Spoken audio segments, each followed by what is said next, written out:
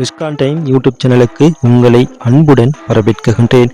மற்றொரு புத்தம்புது காணொளியினூடாக உங்களை சந்திப்பதனூடாக மட்டில்லாத மகிழ்ச்சி அடைகின்றேன். இப்பதான் ரிஸ்கான் டைம் யூடியூப் சேனலை பார்வையிடுகின்றீர்கள் என்றால் சப்ஸ்கிரைப் பண்ணுங்க, பக்கத்தில் உள்ள பெல் ஐக்கனை கிளிக் பண்ணுங்க. அப்பதான் நான் போடக்கூடிய காணொளிகளை உங்களுக்கு பார்வையிட முடியும். ஒரு நாள் ஹொரோபதானை நகரத்திற்கு சென்றிருந்தேன். அப்போது சாப்பாட்டு வாசம் எனது மூக்கை துளைத்தது. ஹொரோபதானை நகரத்தில் பன்வைட் என்கின்ற ரெஸ்டாரண்ட் புதிதாக திறக்கப்பட்டிருப்பதாக எனக்கு தகவல் கிடைத்தது. எப்படியாவது அந்த பன்வைட் கடையினுடைய சாப்பாட்டின் சுவையை அறிய வேண்டும் என்று முதலில் மெனுகாட்டை அங்கு சென்று பார்த்தேன். அதிலே நிறைய வகையான உணவுகள் இருந்தது. இருந்தாலும் நான் முதலிலே ஆர்டர் பண்ணியிருந்தேன் சீஸ் கொத்தும் வந்து சேர்ந்தது. அந்த சீஸ் கொத்தினை சுவைத்து பார்த்தேன். சுவை மிகவும் அருமையாக இருந்தது.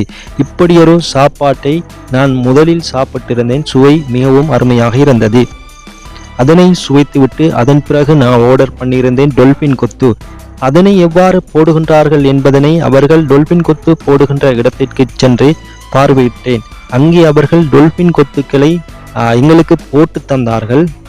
அதனை போடும் முறையை நீங்களும் பாருங்கள்.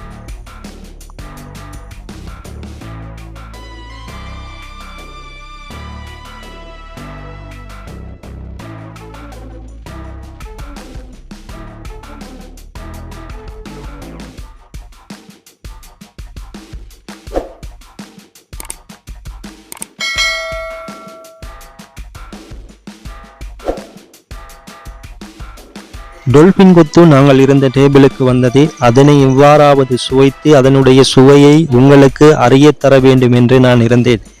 அதன் பின்னர் நான் சுவைத்து பார்த்ததிலே எனக்கு பிடித்திருந்தது இந்த டொல்பின் கொத்து. இந்த டொல்பின் கொத்தினுடைய சுவை மிகவும் அருமையாகவே இருந்தது.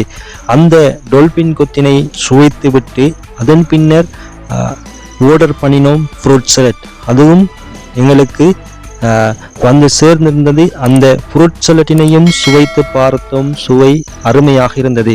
அதன் பின்னர் நாங்கள்